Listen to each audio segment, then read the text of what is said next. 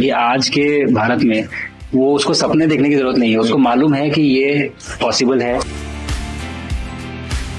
मैंने जो आपको होमवर्क कहा था तो उसका क्या प्रोग्रेस हुआ है? और आपसे बात करते वक्त सर पीछे जो मेरे तिरंगा लगाया, ये वही तिरंगा है वो। और आप मूंग और मेथी का प्रयोग करते हैं? बहुत अच्छा है सर। मेरे ही क्रूमेट जो मेरे साथ थे साइन करवा के लिख के लेके गए हैं कि जब भी आपका गगनयान जाएगा आप हमें इनवाइट करेंगे और लॉन्च के लिए जल्दी से जल्दी हमें आपके व्हीकल में बैठ के जाना है।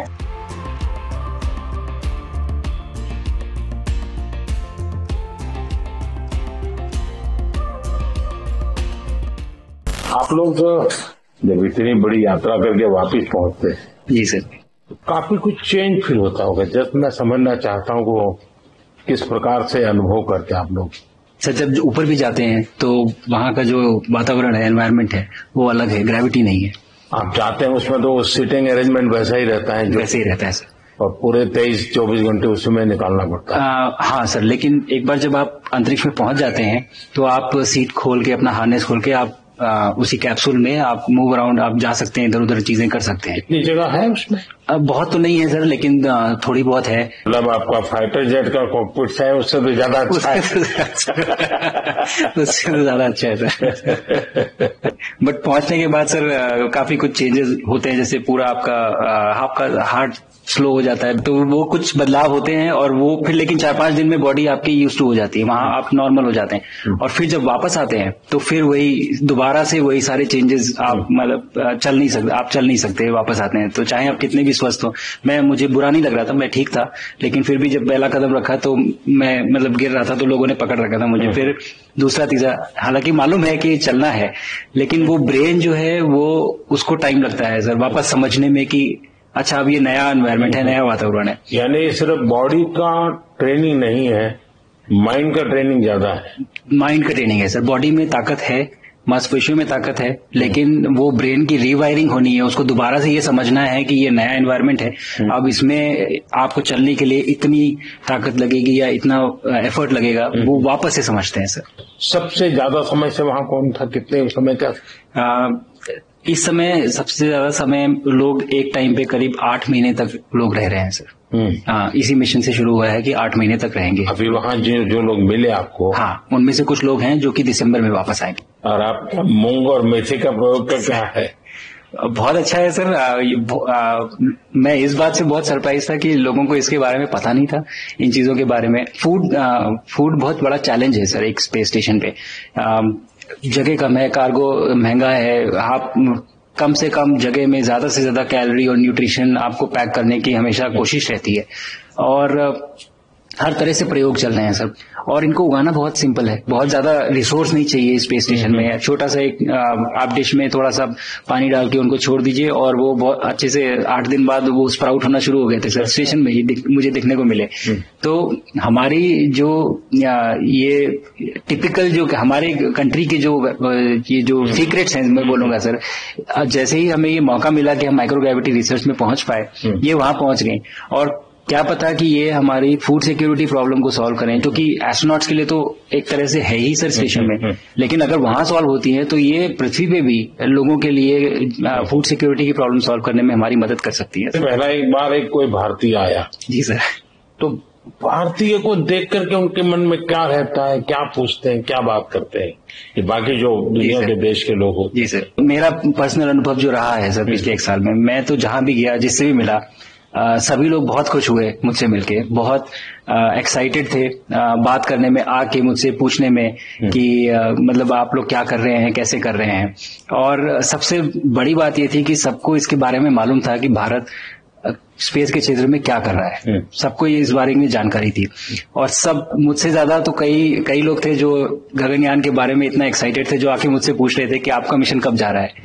एंड मेरे ही क्रूमेट जो मेरे साथ थे मुझसे साइन करवा के लिख के लेके गए हैं कि जब भी आपका गगनयान जाएगा आप हमें इनवाइट करेंगे और लॉन्च के लिए, और उसके बाद जल्दी से जल्दी हमें आपके व्हीकल में बैठ के जाना है। तो मुझे लगता है सर कि बहुत ज्यादा उत्साह है ये सारी आपको टेक जीनियस के रूप में बुलाती थी, क्या कारण है? नहीं सर, वो लोग मुझे लगता है बहुत काइंड है जो इस तरह से बोलते हैं, बट मेरी जो ट्रेनिंग रही है सर, जो एयरफोर्स में ट्रेनिंग रही है और उसके बाद हम लोग ने टेस्ट पायलट की ट्रेनिंग की सर। तो मैं एयरफोर्स में जब गया था तो मुझे लगा था कि पढ़ाई नहीं करनी पड़ेगी, बट मुझे इसके बाद बहुत पढ़ाई करनी पड़ी जो मुझे पता नहीं था। और टेस्ट पायलट बनने के बाद तो एक ये काइंड ऑफ एक इंजीनियरिंग का एक डिसिप्लिन बन जाता है सर। इसरो में ट्रेनिंग की, हमारे साइंटिस्ट ने हमको पढ़ाया तो 3-4 साल, तो मुझे लगता है कि हम लोग काफी अच्छे से तैयार थे सर इस मिशन के लिए जब पहुंचे। मैंने जब आपको होमवर्क कहा था तो उसका क्या प्रोग्रेस हुआ है? बहुत अच्छा प्रोग्रेस हुआ है सर, और लोग काफी हंसे थे मेरे साथ। उस मीटिंग के बाद उन्होंने मुझे चढ़ाया भी था कि आपके प्रधानमंत्री ने आपको होमवर्क दिया तो है, और बहुत जरूरी है सर। हमें इस बात का आभास था, मैं गया ही इसलिए था। मिशन तो एक सक्सेसफुल हुआ है सर, हम लोग वापस आ गए हैं, लेकिन ये मिशन अंत नहीं है, मिशन तो शुरुआत है। तो अरे तो मैंने उसी दिन भी कहा, आपने उस दिन बोला था सर, हमारा पहला कदम है सर। तो इस पहले कदम का मेन जो उद्देश्य था वो यही था कि हम कितना कुछ इससे सीख के हम वापस ला सकते हैं। लेकिन सबसे बड़ा काम होगा हमारे सामने, एक बहुत बड़ा एस्ट्रोनॉट का पूल होना चाहिए हमारे पास सर। हमारे सामने 40-50 लोग सर रेडी इस प्रकार का सर। अब तक तो शायद बहुत कम बच्चों के मन में होता होगा, हाँ यार ये कुछ अच्छा है सर। लेकिन अब आपके आने के बाद शायद वो विश्वास भी बहुत बढ़ेगा, आकर्षण भी बढ़ेगा। सर जब मैं छोटा था, राकेश शर्मा सर पहली बार गए थे 1984 में, पर एस्ट्रोनॉट बनने का सपना कभी मेरे मन में नहीं आया, क्योंकि हमारे पास कोई प्रोग्राम नहीं था, कुछ नहीं था सर। बट मैं जब इस बार गया सर स्टेशन में, तो 3 बार मैंने बच्चों से बात की। एक बार लाइव इवेंट था सर, और 2 बार रेडियो के थ्रू उनसे बात हुई। और तीनों इवेंट में सर एक बच्चा था हर इवेंट में जिसने पूछा कि सर मैं कैसे एस्ट्रोनॉट बन सकता हूँ। तो मुझे लगता है कि ये अपने आप में हमारे देश के लिए बहुत बड़ी सफलता है सर, कि आज के भारत में वो उसको सपने देखने की जरूरत नहीं है, उसको मालूम है कि ये पॉसिबल है, हमारे पास ऑप्शन है और हम बन सकते हैं। और आपने जैसा कहा सर कि ये जिम्मेदारी है मेरी, मुझे लगता है मुझे बहुत मौका मिला कि मैं अपने देश का रिप्रेजेंट कर पाया हूँ, और अब ये मेरी जिम्मेदारी है कि अब मैं ज्यादा से ज्यादा लोगों को यहाँ तक पहुंचाऊं। अब स्पेस स्टेशन और गगनयान सर, जो हमारे बड़े मिशन है सर, उसमें आपका एक्सपीरियंस बहुत काम आएगा। तो मुझे लगता है सर कहीं ना कहीं हमारे लिए एक बहुत बड़ा मौका है, स्पेशली सर क्योंकि इस तरह का कमिटमेंट हमारी गवर्नमेंट आपके द्वारा जो है इस स्पेस प्रोग्राम को sustained budget every year in spite of failures, जैसे कि चंद्रयान 2 सर सक्सेसफुल नहीं हुआ, उसके बाद भी हमने कहा कि नहीं हम आगे बढ़ेंगे, चंद्रयान 3 सक्सेसफुल हुआ।